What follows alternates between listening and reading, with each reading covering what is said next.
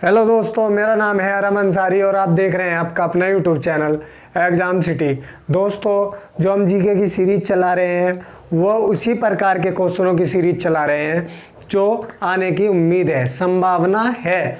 Okay, GD में और UPSI में इन क्वेश्चनों की आने की संभावना है, इसलिए मैं वही क्वेश्चन करा रहा हूँ। वैसे तो मैंने आपका कोर्स कंप्लीट करवा दिया है, जिस किसी साथी ने ना देखा हो तो पीछे जाके उन क्लासेस को भी देख ले। वैसे अब मैं रिवीजन के तौर पे इन्हें करवा रहा हूँ, और जो दोस्त हमारे नए हो चैनल को सब्सक्राइब कर ले। देखिए, एक चीज़ मैं आपको बताऊँ, मेन चीज़ क्या होती है कि कुछ दोस्त हमारे देखते हैं कि वाइट बोर्ड है और देख के नेक्स्ट आगे बढ़ जाते हैं। वो ऐसा नहीं है, ज्ञान हमें कहीं भी मिले, हमें ज्ञान प्राप्त करना चाहिए, है ना। काबिल बनो, काबिल बनो, डिग्री के पीछे मत भागो। क्या कहा था?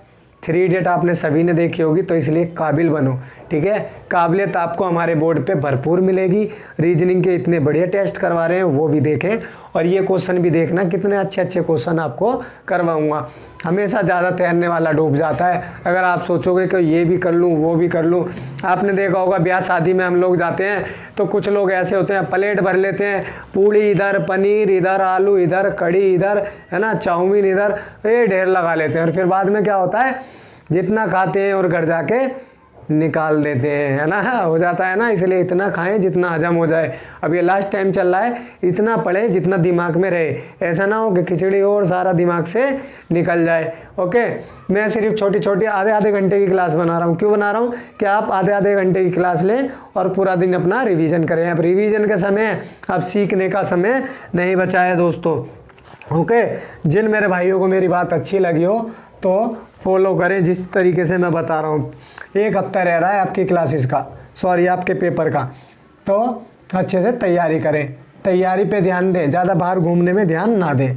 चलिए, पहला क्वेश्चन है, इनकलाब जिंदाबाद, जिंदाबाद का नारा किसने दिया?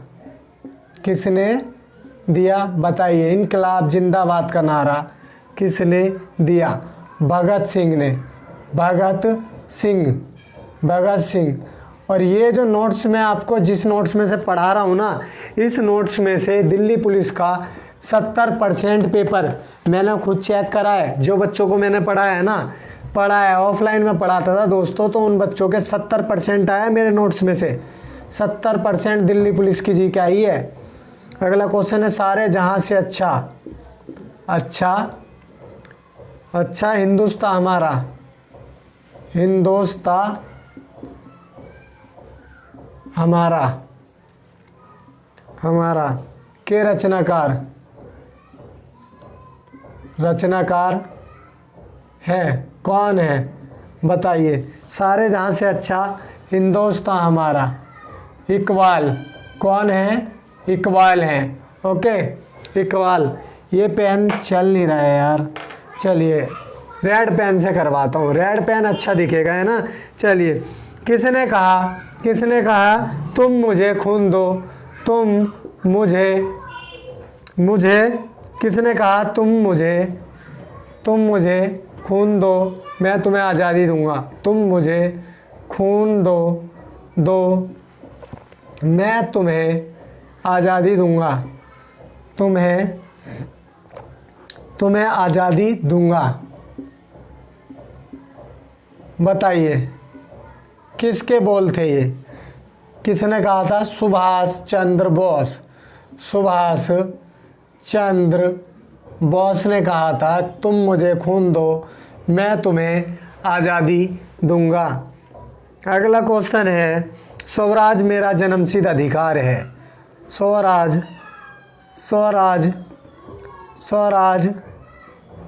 मेरा जन्मसिद्ध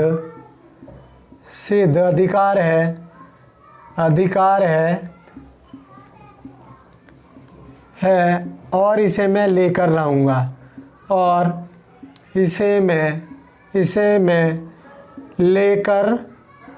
रहूँगा। बताइए किसने कहा था? बाल गंगाधर तिलक ने, बाल गंगाधर तिलक ने स्वराज मेरा जन्मसिद्ध अधिकार है और इसे मैं लेकर रहूँगा। किसने कहा था? बाल गंगाधर तिलक ने। जय हिंद का नारा किसने दिया? जय हिंद का नारा किसने दिया? बताएं मेरे दोस्त, जय हिंद का नारा किसने दिया? सुभाष चंद्र बोस ने जय हिंद का नारा दिया था, सुभाष चंद्र बोस ने। ओके मेरे साथियों, अगला क्वेश्चन है, किसने कहा था भारत तलवार के बल पर जीता गया? किसने कहा था भारतवर्ष तलवार के बल पर जीता गया, तलवार के बल पर जीता गया था और तलवार के बल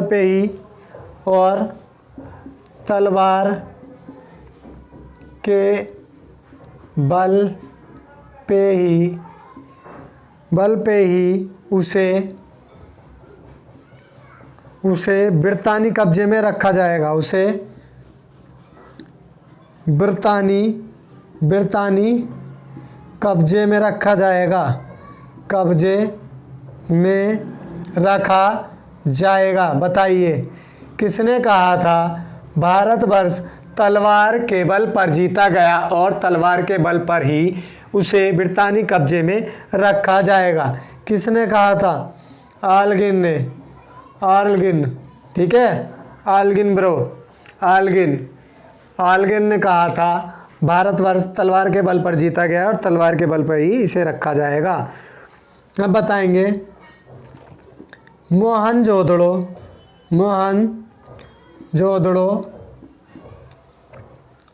मोहनजोदड़ो कहाँ स्थित है?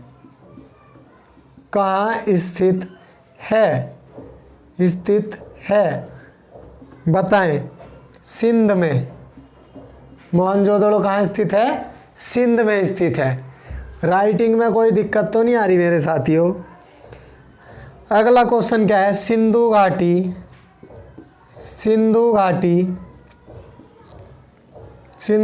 सभ्यता के लोग सिंधु घाटी सभ्यता के लोगों का मुख्य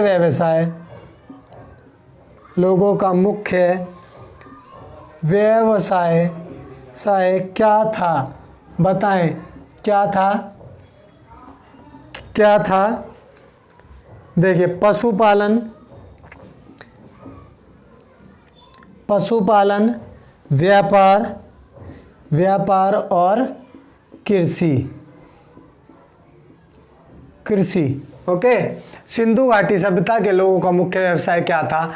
पशुपालन, व्यापार और कृषि। ये उनके मुख्य व्यवसाय थे। मिटो दूं? चलिए मिटो देता हूँ। अच्छे से क्वेश्चन करवा दूंगा आपके 30 से 35, डेली 30 से 35 करवाऊंगा जब तक आपके SSC GD का एग्ज़ाम और SI वाला, UPSI वाला क्लियर नहीं हो जाता है। ठीक है, जब हो जाएगा फिर हम अपना चलाएंगे क्या? यूपी पुलिस की सीरीज चलाएंगे। और 27,000 अच्छी भर्ती आ रही है यूपी पुलिस की। ओके, 27,000 अच्छी भर्ती है इस बार यूपी पुलिस की, तो उसमें कोई भी बालक पीछे ना रहे, अपने भाई का साथ दे, आपका भाई आपका साथ देगा। ठीक है, चलिए क्वेश्चन क्या है? सिंधु सभ्यता में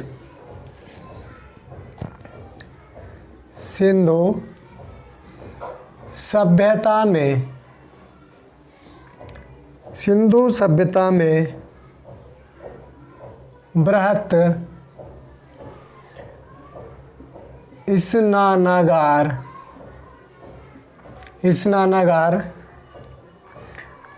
पाया गया है। कहाँ पर? बताएं, कहाँ पर पाया गया है? मोहनजोदड़ो में। ओके, सिंधु सभ्यता में बृहत्तम स्नानागार पाया गया है मोहनजोदड़ो में। चलिए अगला क्वेश्चन क्या है, अगला क्वेश्चन है सिंधु सभ्यता से जुड़े किस स्थान पर, सिंधु सभ्यता से जुड़े, सिंधु सभ्यता से जुड़े किस स्थान पर, किस स्थान पर सिंधु सभ्यता से जुड़े किस स्थान पर बंदरगाह के अवशेष प्राप्त हुए हैं, किस स्थान पर बंदरगाह के अवशेष प्राप्त हुए हैं,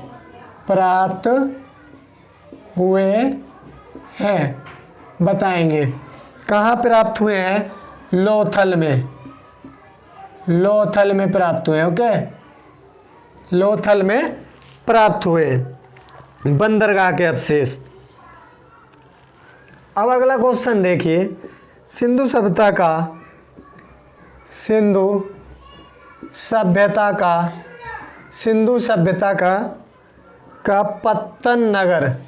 पत्तन नगर यानी कि पत्तन नगर क्या होता है, क्या कहते थे ये, बंदरगाह को पत्तन नगर, बंदरगाह कौन सा था बताएंगे, कौन सा था, लोथल था। ओके, लोथल। चलिए अगला क्वेश्चन क्या कह रहा है, अगला क्वेश्चन कह रहा है ये कि चौथी बौद्ध परिषद का आयोजन किसने किया था, चौथी बौद्ध परिषद का आयोजन किसने किया था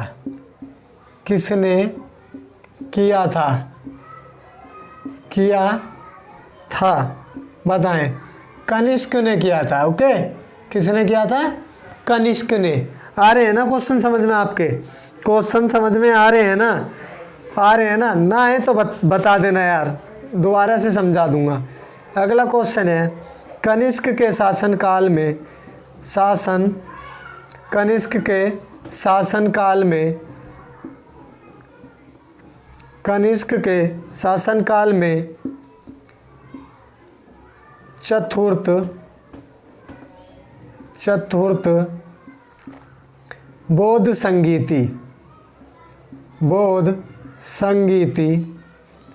चतुर्थ बौद्ध संगीति सभा किस नगर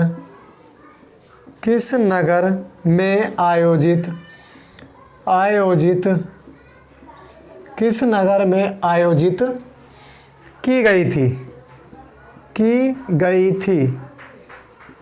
बताइए, किस नगर में की गई थी, कुंडलवन में। कुंडलवन कहाँ था, कुंडलवन कश्मीर में। ओके, कनिष्क के शासनकाल में चतुर्थ बौद्ध संगीत सभा किस नगर में आयोजित की गई थी, कुंडलवन कश्मीर में। चलो अगला क्वेश्चन है, जातक किसका ग्रंथ है, बताएं, ग्रंथ है, जातक किसका ग्रंथ है, बौद्ध धर्म का है। जातक किसका ग्रंथ है, बौद्ध धर्म का। ओके, चलिए अगला क्वेश्चन है, त्रिपिटक धर्म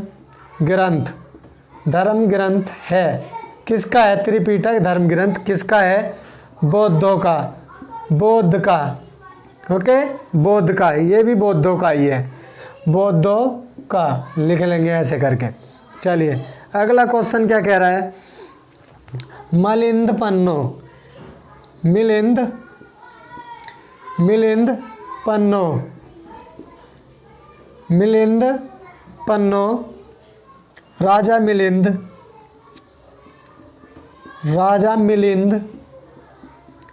राजा मिलिंद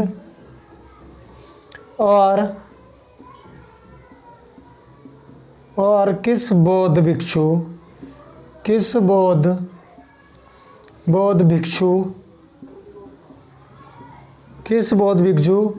के मध्य संवाद के रूप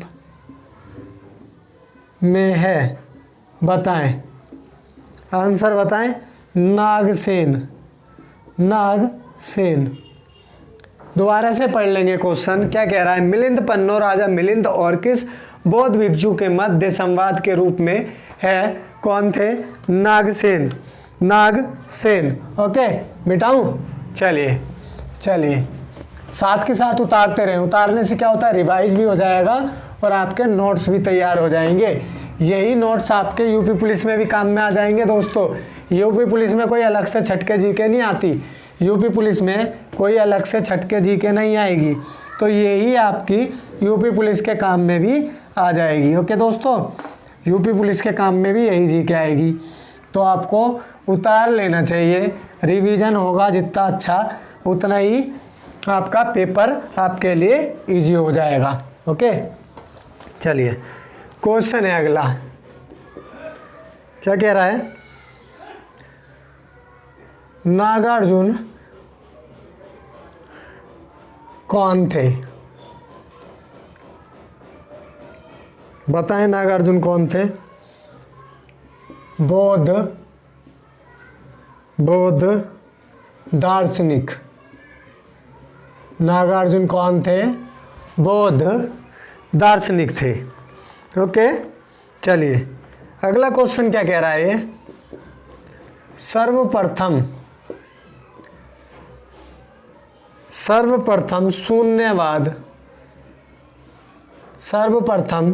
शून्यवाद शून्य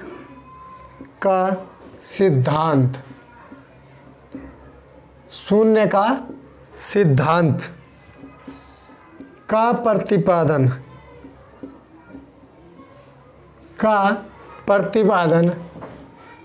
करने वाला बौद्ध दार्शनिक का नाम? बौद्ध दार्शनिक का नाम है? क्या है? बताइए। शून्य का प्रतिपादन करने वाला था नागार्जुन। ओके, क्वेश्चन पढ़ लेंगे दोबारा से। सर्वप्रथम शून्यवाद का प्रतिपादन करने वाला बौद्ध दार्शनिक का नाम क्या था? नागार्जुन था। ओके, हर्षचरित्र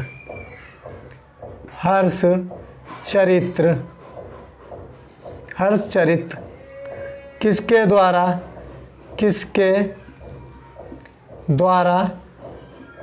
लिखी गई थी? हर्षचरित्र किसके द्वारा लिखी गई थी? किसके द्वारा हर्षचरित्र लिखी गई थी? बाणभट्ट द्वारा। बाणभट्ट के द्वारा। चलिए अगला क्वेश्चन क्या है? बाणभट्ट किस सम्राट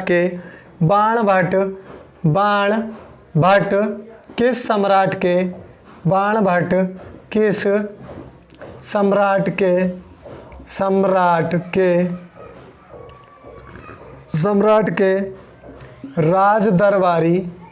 राजदरबारी कवि थे? बताएंगे। राजदरबारी कवि थे हर्षवर्धन के थे। ओके, चलिए हर्षवर्धन के थे। अगला क्वेश्चन देख लेंगे कि भारत पर पहली बार आक्रमण करने वाला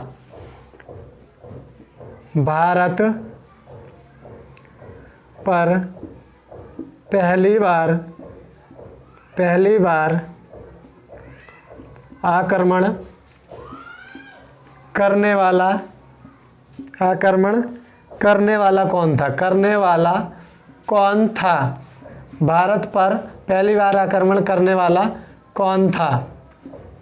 बताएं, कौन था? अरब थे। अगला क्वेश्चन है 712 ईस्वी 712 ईस्वी में सिंध पर अरबों के आक्रमण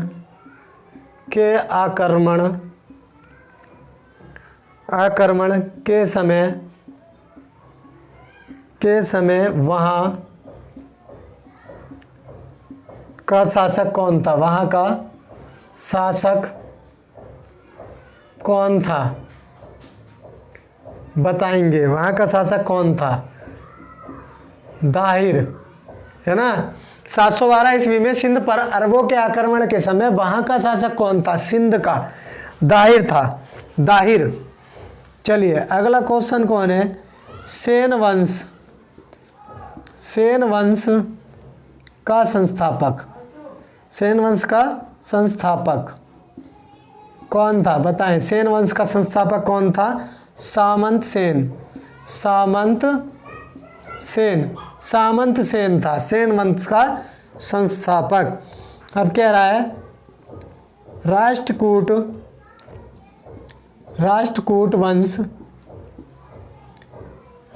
वंश का संस्थापक बताएं कौन था? राष्ट्रकूट वंश का संस्थापक कौन था? मान्य खेत। मिटो दूं? आप जल्दी से स्क्रीनशॉट ले लें, नहीं तो वीडियो पॉज करके फिर से देख लें। मिटो देता हूं। ओके चलिए, क्वेश्चन मोस्ट इंपोर्टेंट है, इन्हें हल्के में ना ले मेरे भाई हल्के में ना ले। रिवाइज करते रहें, जो आता है वो भी, जो नहीं आता है वो भी। अब क्या है, अब याद करने का समय नहीं है, सिर्फ जो भी आ रहा है उसे पढ़ते रहो, रिवाइज करते रहो और ज़्यादा के चक्कर में मत लगो। चलो अगला क्या है? अगला है 2.5 दिन का झोपड़ा। 2.5 दिन का झोपड़ा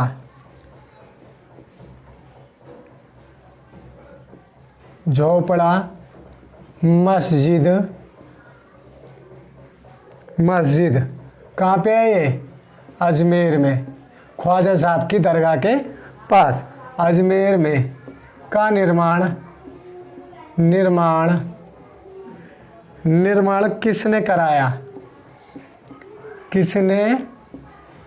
कराया? बताइए किसने करवाया था?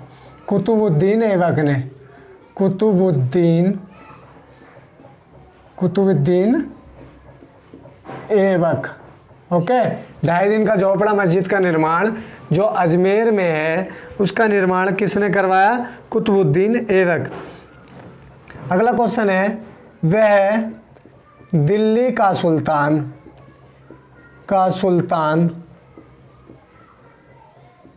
कौन था जिसकी मृत्यु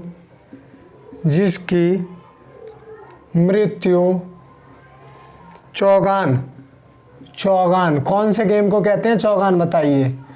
पोलो को कहते हैं। चौगान खेलते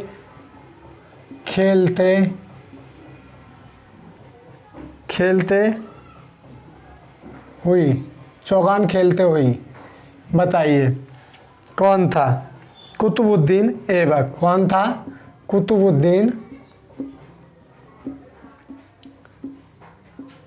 कुतुबुद्दीन ऐबक। क्या हुआ? ये पोलो खेल रहा था घोड़े से जो हॉकी खेलते हैं, शायद उसे ही कहते हैं पोलो, है ना। पोलो खेल रहा था और इसकी घोड़े से गिरकर मृत्यु हो गई थी। ओके, याद रहेगा। कुतुब मीनार का निर्माण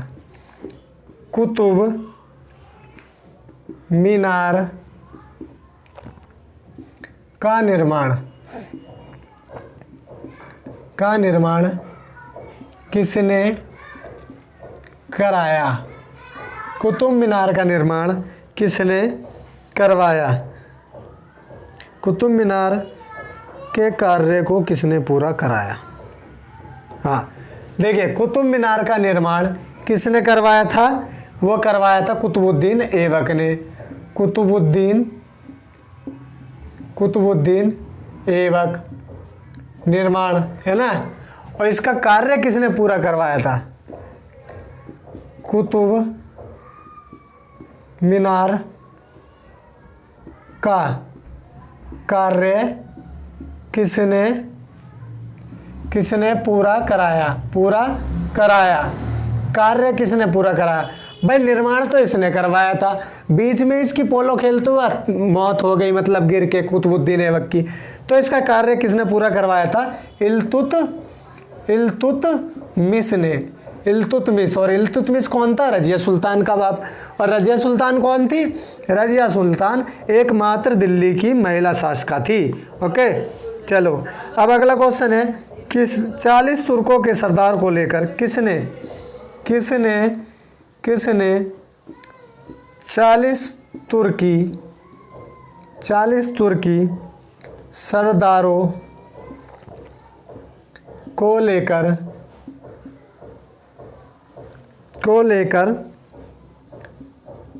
तुर्कान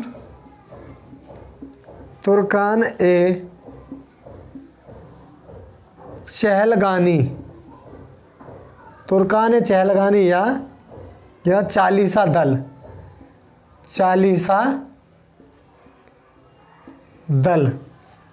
दल का गठन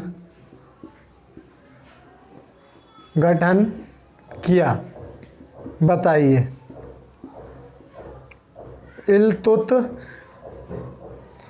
इल्तुतमिश ने 40 तुर्की सरदारों को लेके, है ना, तुर्कान चालीसा या चालीसा दल का गठन किया। चलिए अगला क्वेश्चन क्या कह रहा है ये, मीनाक्षी मंदिर कहाँ है? बताइए जी। मीनाक्षी मंदिर कहाँ है? मदुरई में है। ओके मेरे भाई, कहाँ है मीनाक्षी मंदिर? मदुरई में। अगला क्वेश्चन क्या कह रहा है, किस युद्ध से भारत में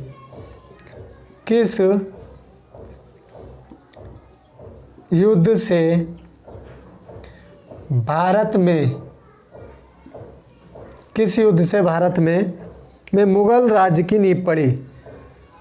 मुगल राज्य की नींव पड़ी? किस युद्ध से भारत में मुगल राज्य की नींव पड़ी? पानीपत का प्रथम युद्ध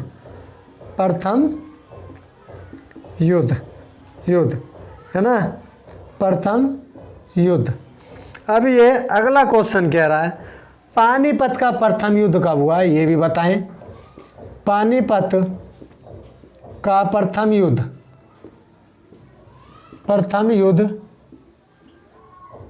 कब हुआ? बताएं, पानीपत का प्रथम युद्ध कब हुआ? 21 अप्रैल 1526 को। ओके, पानीपत का प्रथम युद्ध कब हुआ था? 21 अप्रैल 1526 को। आ रहा है ना दोस्तों, समझ में दिख रहा है ना एंड तक? हाँ जी दिख रहा है। 21 अप्रैल 1526 को पानीपत का प्रथम युद्ध हुआ और इससे मुगल राज्य की नींव भारत के अंदर पड़ गई, है ना। मुगल राज्य की नींव भारत में कब पड़ी थी? पानीपत के प्रथम युद्ध से, है ना। इनकी स्थापना हो गई, फिर इन्होंने बाबर ने जो है फिर पानीपत के प्रथम युद्ध के बाद अपना पैर भारत में गड़ा लिए। ओके, आ रहा है ना समझ में? चलिए फिर, बहुत अच्छे। क्लास को लाइक, शेयर और सब्सक्राइब कर दें मेरे दोस्तों। आपके लिए बहुत ही अच्छी क्लास लेके आ रहा हूँ मैं, जिससे कि आपको कोई दिक्कत ना हो।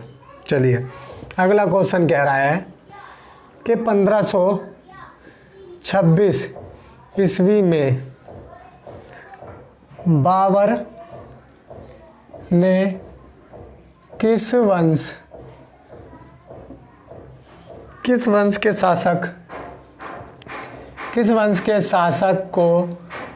शासक को परास्त कर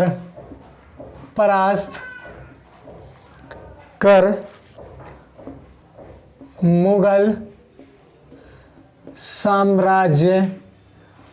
साम्राज्य की नींव डाली, बताएंगे लोदी। लोदी वंश के शासक को हराकर, इब्राहिम लोदी था है ना जिसे हराया था। लोदी वंश के शासक को हराकर भारत में मुगल राज्य की नींव डाली थी किसने? बाबर ने। बाबर ने। चलिए अगला क्वेश्चन कहता है कि वर्ष 1526 ईस्वी में लड़ी गई पानीपत की पहली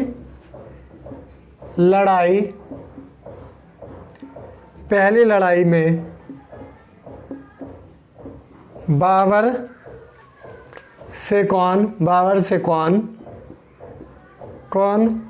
पराजित हुआ? बताइए। अभी बताया ही था मैंने, इब्राहिम लोदी। कौन हुआ था? इब्राहिम लोदी परास्त हुआ था। चलिए अगला क्वेश्चन है गुरिल्ला युद्ध का पथ। गुरिल्ला युद्ध का पथ प्रदर्शन कौन था?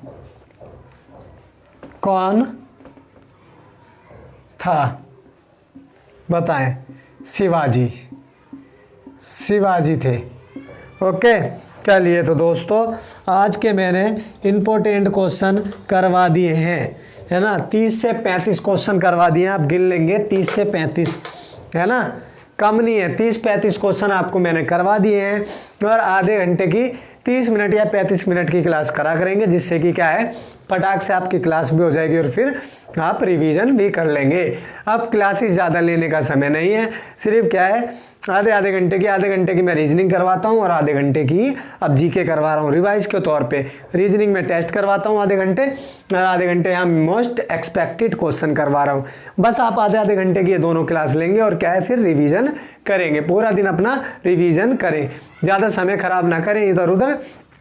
मात्र 6 से 7 दिन हमारे पास बचे हुए हैं ना दोस्तों, जिनका एडमिट कार्ड 16 का है 17 का है, तो उनको तो बहुत ही ज़रूरी है कि बाहर बिल्कुल ना जाएं, अपना घर में रहें, पढ़ें और सेफ रहें, है ना। जैसे कि महामारी भी फैली हुई थी कोरोना, अब तो कंट्रोल में है, तो उससे भी हम सुरक्षित रहेंगे और हम सुरक्षित तो हमारा परिवार भी सुरक्षित रहेगा। तो आपका अपना यूट्यूब चैनल है एग्ज़ाम सिटी अरहम अंसारी। इसको दोस्तों सब्सक्राइब कर लें और बेल आइकन को भी ऑन कर लें, और सब्सक्राइब करने का कोई भी पैसा नहीं लगता है दोस्तों। अपना प्यार सपोर्ट मेरे साथ बनाए रखें, मैं भी इसी तरीके से अपनी पूरी मेहनत आपके साथ लगा दूंगा। तो आई होप, मैं उम्मीद करता हूं, ऊपर वाले से दुआ करता हूं कि आप सभी का अच्छे नंबरों से इस बार SSC GD में सिलेक्शन हो जाए। तो ठीक है फिर दोस्तों, अपना और अपने परिवार का ख्याल रखें, सेफ रहें, घर में रहें। अब तक के लिए इतना ही था, मिलेंगे शाम को रीजनिंग की क्लास में। जय हिंद, जय भारत।